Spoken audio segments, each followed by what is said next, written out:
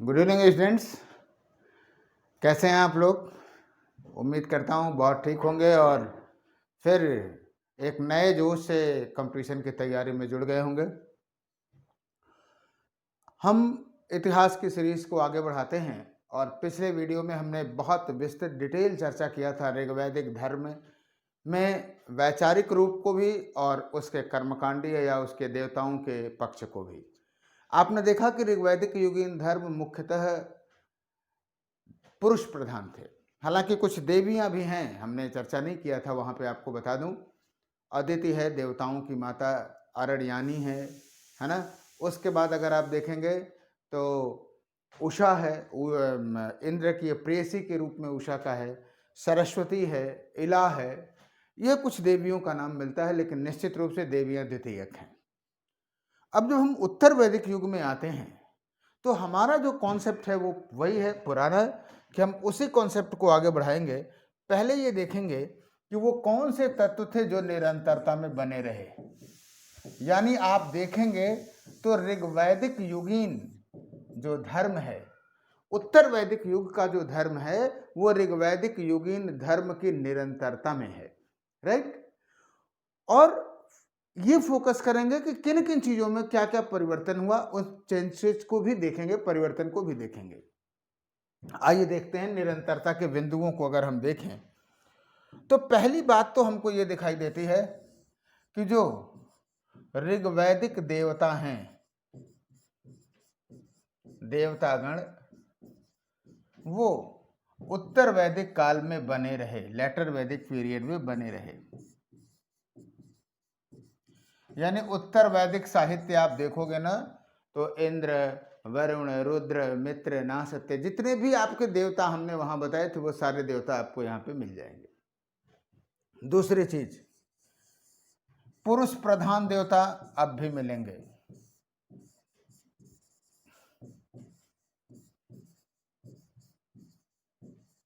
लेकिन अगर आप देखें तो निरंतरता के साथ साथ परिवर्तन जो हुआ वो अधिक महत्वपूर्ण हुआ और उसे समझने की जरूरत है। आइए देखते हैं कि उत्तर वैदिक युग में क्या परिवर्तन हुआ, चेंजेस को आइए देखते हैं। परिवर्तन, हम तो कहते हैं इकोनॉमी, सोसाइटी सब जोड़ लीजिए तो हम धर्म के परिवर्तनों को सब उसी से लिंक कर देंगे। क्लियर।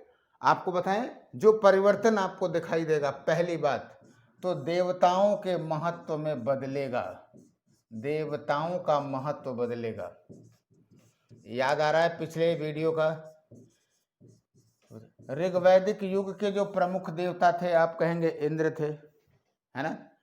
उसके बाद वरुण और अन्य सारी चीजों की बात करेंगे, अग्नि की बात करेंगे। यहाँ पे देवताओं का महत्व बढ़ा और यहाँ पे आपको तीन देवताओं का जो त्रिदेव का कॉन्सेप्ट है, ब्रह्मा यानी प्रजापति, ब्रह्मा, विष्णु और महेश, ये त्रिदेव का कॉन्सेप्ट बना। ब्रह्मा यानी प्रजापति, इसका नाम आप पंचानन और चतुरानन दोनों है, आप जानते हैं। पांच मुंह कैसे चार सिर में बदला, एक कहानी है, वो कहानियां आप जानते हैं। ब्रह्मा को कहा गया कि सृष्टि के सर्जक थे, सृष्टि के सर्जक थे।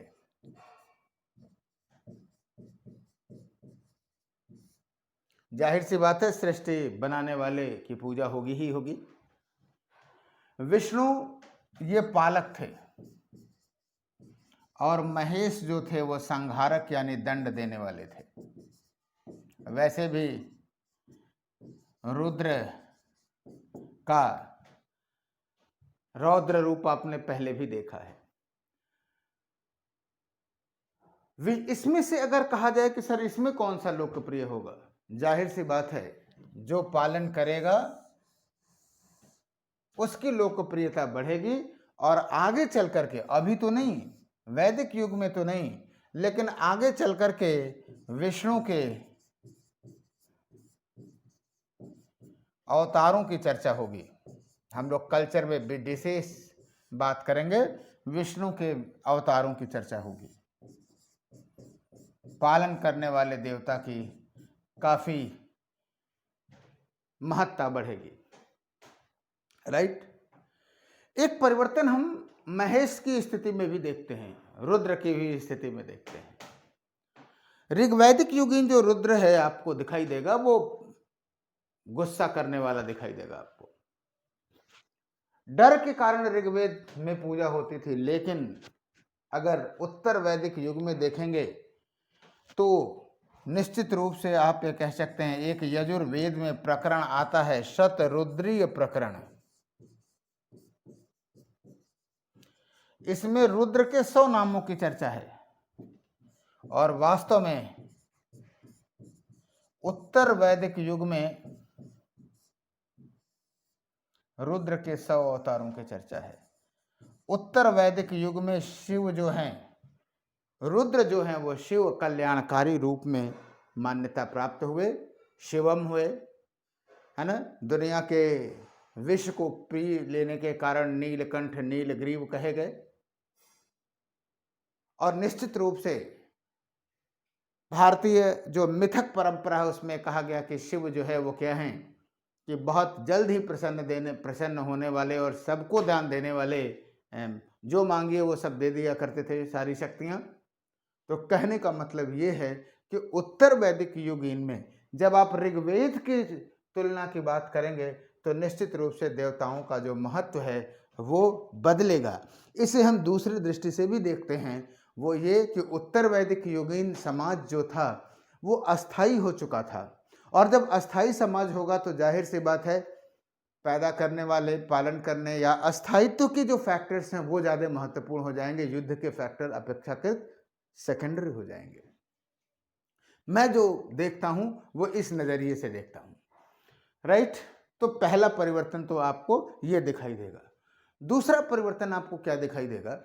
यज्ञ की पद्धति में दिखाई देगा, उपासना पद्धति में दिखाई देगा। नेक्स्ट की बात हम करते हैं, उपासना पद्धति। अगर आप देखो तो ऋग्वैदिक युग में हमने आपको बताया था कि देवताओं को मंत्र पढ़ करके उनको हव्य नैवेद्य प्रदान कर दिया जाता था, भौतिक इच्छा के लिए रहता था। यहां हमें उपासना पद्धति और उद्देश्य दोनों में परिवर्तन दिखाई देगा। कैसे, आइए देखते हैं। उपासना पद्धति में पहली चीज तो हमने जो देखा वो ये देखा कि पंच महायज्ञ की अवधारणा आई। पहला पार्ट तो हमने यही देखा। पंच महायज्ञ आप ये कह सकते हैं कि हर एक गृहस्थ व्यक्ति को ये करना चाहिए। 5 यज्ञों की एक सीरीज थी, उसे समझें। आइए, ब्रह्म यज्ञ, इसे आप ऋषि यज्ञ भी कह सकते हैं। दूसरा देव यज्ञ, पितृयज्ञ,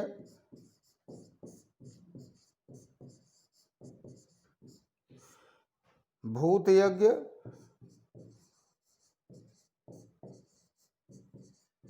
और नृयज्ञ। गृहस्थ आश्रम में ये 5 यज्ञ होते थे। इन 5 को समझने की जरूरत है। ब्रह्म यज्ञ का मतलब ये था कि आप वैदिक साहित्य का अध्ययन कर रहे हैं, वेदों का। आप कह सकते हैं कि सर आपने इतनी चर्चा किया है कि यह यज्ञ तो आपने करवा ही दिया। जी हाँ, कल्चर का पार्ट है, पूछा भी जाएगा। और एक बार मैं फिर कह रहा हूं, सक्सेस का कोई शॉर्टकट नहीं होता, कोई महामैराथन नहीं होता, कोई जो है एक दिन में आधे घंटे में कोई चीज तैयार नहीं होती। हर चीज को समझने का एक सिस्टम है। और अगर आपको कहीं लग रहा है, आप प्रतिक्रिया से बताइएगा कि सर ज्यादा बता रहे हैं, तो आप भ्रम में हैं। यूपीएससी और स्टेट पब्लिक सर्विस कमीशन का लेवल बहुत बढ़ता चला जा रहा है और आपको उस स्टेटस पे पढ़ना है ना। बड़े बड़े प्रचार के चर्चा में ना ये चक्कर में ना पड़िए और निश्चित रूप से एक सिविल ऑफिसर्स क्या होता है, निर्णय लेने के लिए जाना जाता है। अन्य नौकरियों में निर्णय को फॉलो करना है आपको। तो निश्चित रूप से अगर आप निर्णय ले पा रहे हैं कि क्या होना चाहिए और क्या नहीं होना चाहिए, तो निश्चित रूप से आपको सोचना चाहिए कि यूपीएससी में एस्पिरेंट हो या ना हो, यानी आपको तार्किक जरूर होना होगा। आइए आगे बढ़ाते हैं। तो वैदिक साहित्य का अध्ययन, देव यज्ञ सामान्य सी बात है, देवताओं की पूजा होती थी। आपको बताऊं,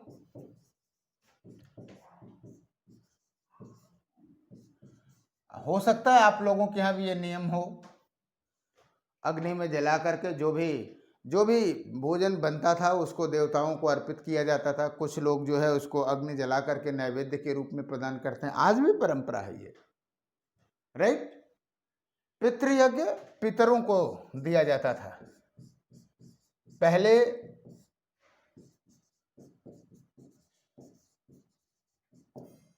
प्रतिदिन की बात थी, आज जब पितरों की बात नहीं प्रतिदिन होती है, तो एक विशेष पितृपक्ष ही आता है 15 दिनों का, और उसमें सुबह शाम लोग तर्पण करते हैं पितरों को, राइट। कई लोग ये कह सकते हैं कि सर इसकी वैज्ञानिकता क्या है। हमने पहले भी कहा कि संस्कृत के दो पार्ट हैं, एक मिथ है और एक आपका तार्किकता है। आप मिथ के रूप में ही इसे स्वीकार करें, कम से कम आप अपने पितरों के प्रति, अपने पीढ़ियों के प्रति क्या हैं, रिग्रेटफुल हैं, उनका सम्मान करते हैं। और ये कोई ऐसा यज्ञ नहीं था जिसमें बहुत सारे खर्चे होने थे, कुछ नहीं था। पितर जो कुछ चीजें नैवेद्य के रूप में चढ़ा दीजिए, तर्पण कर दीजिए, जल का तर्पण किया जाता था, सभी लोग करते थे इसको। भूत यज्ञ पशु पक्षियों के लिए, भूतों के लिए, यानी अब आप सोचिए कि संकुचित अवधारणा नहीं थी, सारे के सारे लोग उसमें समाहित थे। और नृयज्ञ मनुष्यों का सम्मान, अतिथि देवो भव, मनुष्यों का सम्मान, है ना। आजकल पिक्चर तो खैर मुझे बहुत अच्छी लगी, वो आजकल पिक्चर बनती है कि क्या क्या था वो, अतिथि तुम कब जाओगे, वापस जाओगे, समथिंग लाइक दैट थी। आप देखिए, ध्यान नहीं आ रहा है एग्जैक्ट मुझे। आजकल कोई अतिथि बिना बताए आता ही नहीं है, पहले से ही पूरा फोन करके और तो और व्हाट्सएप स्टेटस ऑन करके आता है कि हम कहाँ पहुंचे और कितनी दूर तक पहुंचे। खैर प्रौद्योगिकी का जमाना है, समय के साथ चलना चाहिए। लेकिन ये पंच महायज्ञ जो है वो सबको करने के लिए अपेक्षित किया गया, सब लोग इसे करें, राइट। लेकिन इसके बाद आप देखोगे कि यज्ञों में जटिलताएं आपको दिखाई देंगी। अन्य यज्ञ जो काफी बड़े बड़े यज्ञ थे, उन्हें भी आपको देखने की जरूरत है। वो अन्य यज्ञ काफी बृहद, बड़े पैमाने पर करते थे। आइए हम लोग कुछ की चर्चा करते हैं। कुछ बड़े थे, कुछ सामान्य भी होते थे, जैसे अग्निहोत्र यज्ञ। अग्निहोत्र यज्ञ इसे भी सभी लोग करते थे। अग्निहोत्र यज्ञ में क्या था कि सुबह शाम किया जाता था। ये आग जला करके अग्नि में देवताओं को आहुति दी जाती थी।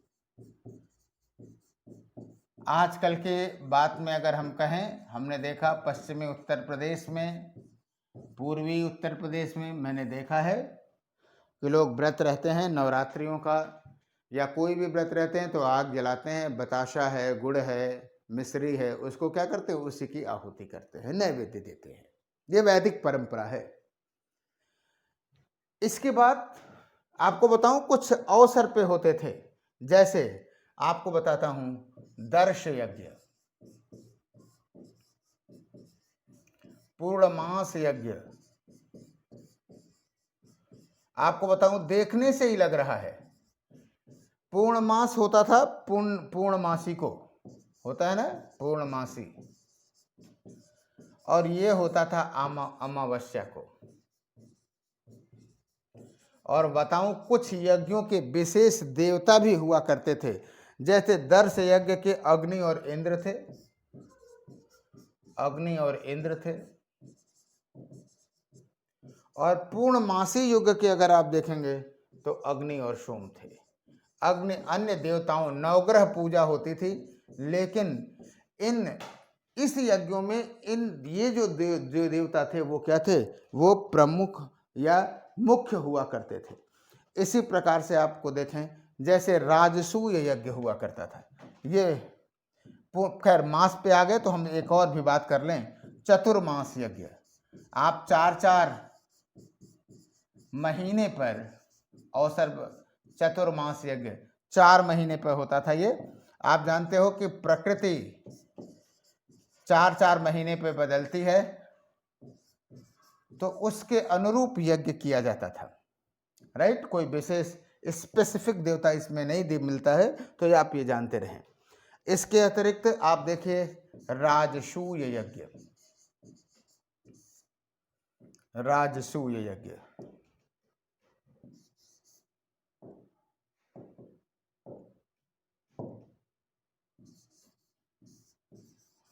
जाहिर सी बात है राज्यारोहण के अवसर पर होता था, राजा के राज्यारोहण पे होता था।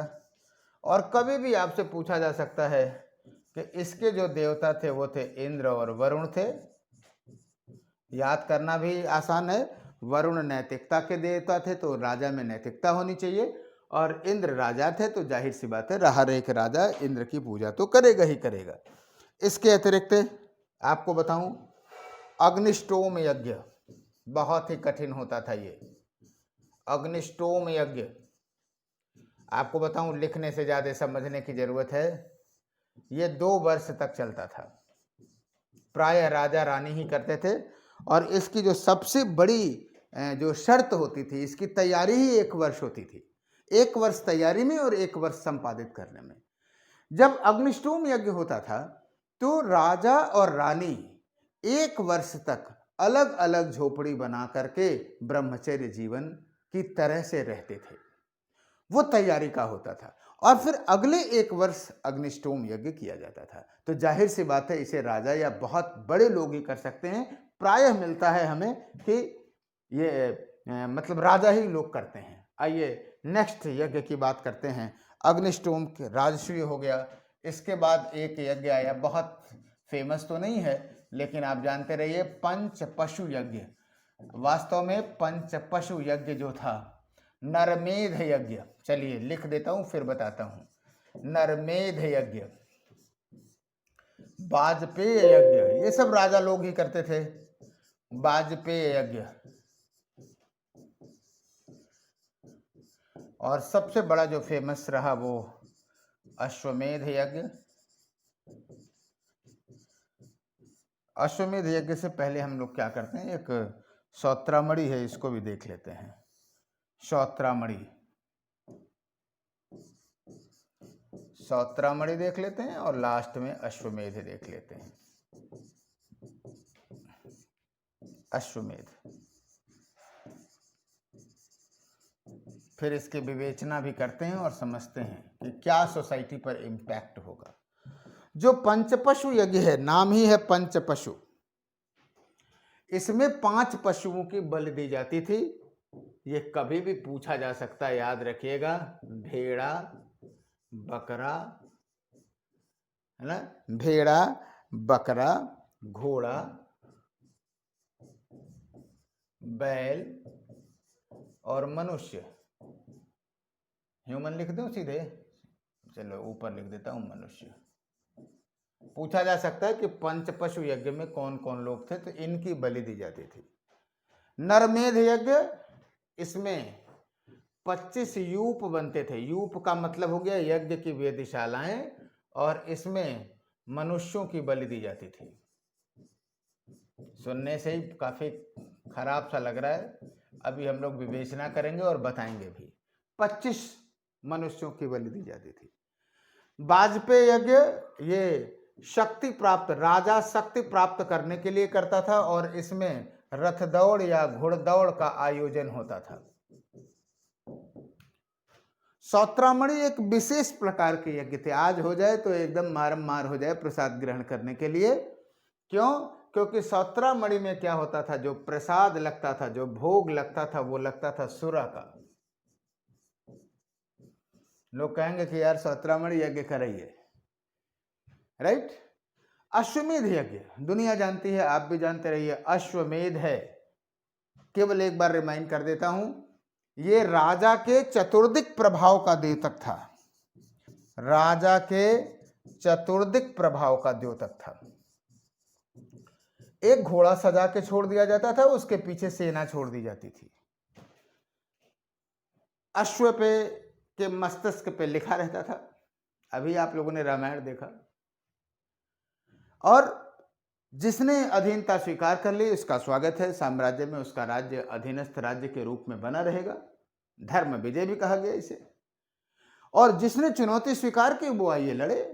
यानी अश्वमेध यज्ञ करने वाला राजा अगर उसको हरा नहीं पाता है तो वो यज्ञ पूरा नहीं माना जाएगा, होगा ही नहीं। और जब वही घोड़ा वापस आता है तो उसके एक एक अंग को काट करके आहुति दे दी जाती थी। ऐसा अश्वमेध यज्ञ में होता था। क्लियर? अब 2-3 चीजें समझने की जरूरत है। पहली चीज, पंच पशु में भी एक मनुष्य है और यहां तो 25 मनुष्य हैं। जाहिर सी बात है, वैसे भी पशुओं की ही बलि नहीं अच्छी लग रही, आज भी बलि दी जाती है। आप देखिए अष्टमी को नवदुर्गा में बकरे की बलि खूब दी जाती है ना।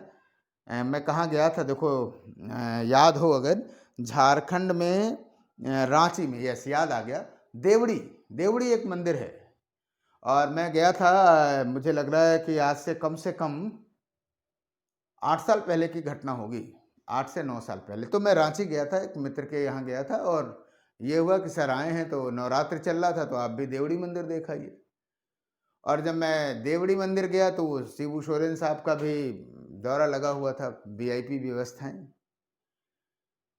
इतनी लंबी लाइन लगी हुई थी और सामने ग्राउंड में मंदिर तो छोटा सा था, अंदर जाइए, लेकिन बाहर जो है वो बलि दी जाती थी। और आपको बताऊं, कई महिलाएं वो उस बलि के दृश्य को न देख करके बेहोश हो गई, बहुत कुछ हो गया। और वो मैंने जीवंत देखा। देवड़ी मंदिर बहुत ही फेमस है, धोनी भी जाया करते थे देवड़ी मंदिर। लेकिन विंध्याचल चले जाइए, कई ऐसे मंदिर है जहां पर बलि आज भी दी जाती है। तो निश्चित रूप से यही वो पृष्ठभूमि है जहां पर बौद्ध और जैन धर्म के उदय का मार्ग प्रशस्त होगा, इसलिए बहुत अच्छे से जोड़ने की जरूरत है।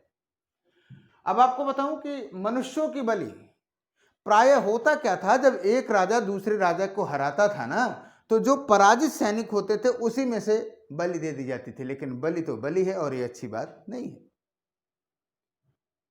बाकी वाजपेयी, अश्वमेध, राजसूय, ये सब आप समझ ही रहे हैं। आपको बताऊं, ये जो यज्ञ आपको दिख रहे हैं ना, ये यज्ञ बहुत जटिल होते चले गए और इसीलिए आप देखोगे 17 प्रकार के पुरोहित आपको दिखाई देंगे। 4 तो फेमस हैं, वही 4 पूछे जाएंगे आपसे, लेकिन जानते रहिए इस सब के सबऑर्डिनेट हो गए, है ना। जैसे आपको बता दूं, होत्रा, अध्वर्यु, उद्गाता, ये आपके वो हैं, क्या कहते हैं, पुरोहित लोग हैं। और इनके चेले अलग से। होत्रा ऋग्वेद के मंत्रों को पढ़ता था। आज भी कोई बहुत बड़ा सा यज्ञ होता रहो तो आप देखिए कुछ पंडित जी लोग वही वो लगा करके केवल जो है वो क्या करते हैं, वहीं से मंत्रों का जाप करते हैं, आप मंत्र बोलते हैं। अध्वर्यु वो हैं जो कि कर्मकांडीय हैं, वो यज्ञशाला पे बैठते हैं। उद्गाता बीच बीच में सामवेद का गायन कर रहे हैं। और ब्रह्मा जो है यज्ञ का निरीक्षण करता होता था, सबका निरीक्षण करता था। और ये याद रखिएगा, 17 प्रकार के पुरोहितों का दक्षिणा देना होता था। किसको? राजा को। राजा ही ऐसे बड़े यज्ञों को कर सकता था। और ऐसा क्यों हुआ? क्योंकि उत्तर वैदिक युगीन अर्थव्यवस्था इस स्थिति में थी कि इसे बहन कर सके। इकोनॉमी से भी जोड़ते चलिए, समाज में जटिलता आएगी क्यों? क्योंकि बड़े यज्ञ राजा करेंगे। जहां ऋग्वेद में सभी लोग समानों में प्रथम थे, उत्तर वैदिक युग में देखेंगे कि खाई बढ़नी शुरू हो जाएगी। राइट? सब इंटरकनेक्ट हो रहा है। मैंने बहुत डिटेल पढ़ाया है और माय डियर स्टूडेंट्स, मैं बार बार कहता हूं, अगर आपने इस वीडियो को क्लिक किया है, बिना संकोच आप ऋग्वैदिक वाले को करिए। और ऋग्वैदिक की तो बात ही छोड़ दीजिए, इतिहास को कैसे याद रखें वहां से शुरू करिए। और धारावाहिकता में 20-25 वीडियो आधे आधे घंटे के मैंने डाला है, 10-12 घंटे का होगा। उस सब को पढ़िए तो एक समझ डेवलप होगी, और वो समझ आपका ऑप्शनल लेवल पे, जीएस लेवल पे, हर जगह बाद में हम बताएंगे कि उसको कैसे शॉर्टकट करिए। हमारे पेड बैचेज भी हैं, आप उसे भी ज्वाइन कर सकते हैं। लेकिन इस सीरीज में किसी भी बैच की चर्चा नहीं, केवल इतिहास और इतिहास और इतिहास की चर्चा होने दीजिए, कहीं कोई कमी ना रखिए। बाकी कैसे कॉन्साइज करना है, आप हम पे विश्वास करिए, हम आपको निश्चित रूप से सफलता की तरफ ले जाएंगे। आपका कमिटमेंट और मेरा प्रयास। आइए आगे बढ़ते हैं। यह हुआ आपका कर्मकांड।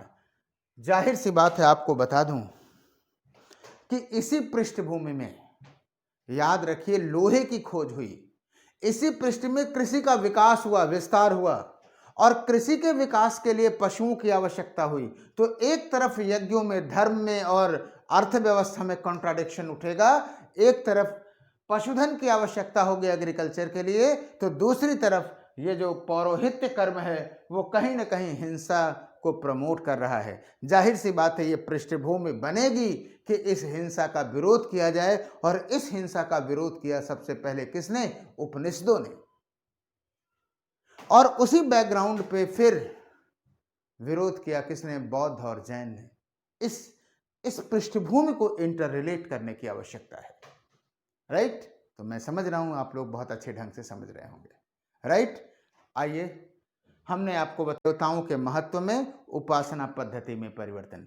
तीसरा एक बहुत ही महत्वपूर्ण परिवर्तन आपको दिखाई देता है, वो दिखाई देता है, उद्देश्यगत दिखाई देता है। उत्तर वैदिक युगीन धर्म में जो उद्देश्य आपको दिखाई देता है वो अलग दिखाई देता है। कैसे?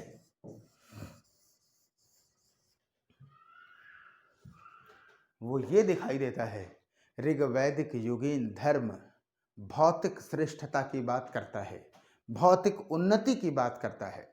उत्तर वैदिक युगीन धर्म में अगर आप देखेंगे तो कहीं ना कहीं पारलौकिक जीवन की बात होगी, अबाउट द अदर वर्ल्ड, पारलौकिक जीवन। और इस पारलौकिक जीवन की जो चर्चा आपको मिलेगी उपनिषदों में, यहीं से मोक्ष की अवधारणा आपको दिखाई देगी, मोक्ष की अवधारणा की बात आएगी। राइट? और निश्चित रूप से आवाज बुलंद होगी उपनिषद में, और यह कहा गया, यज्ञों की निरर्थकता की बात कही गई, यज्ञों की निरर्थकता। यज्ञ निरर्थक हैं। मुंडकोपनिषद में साफ साफ कहा गया कि यज्ञ जर्जर नौका के समान है, और जर्जर नौका से कोई भी नदी पार नहीं की जा सकती।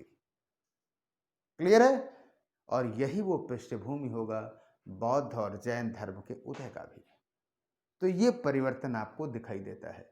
तो हम उम्मीद करते हैं कि आपको उत्तर वैदिक युगीन धार्मिक जीवन में, ऋग्वैदिक युगीन जीवन में कैसे परिवर्तन हुआ, उस परिवर्तन का रूपांतरण आपको बहुत अच्छे ढंग से समझा होगा।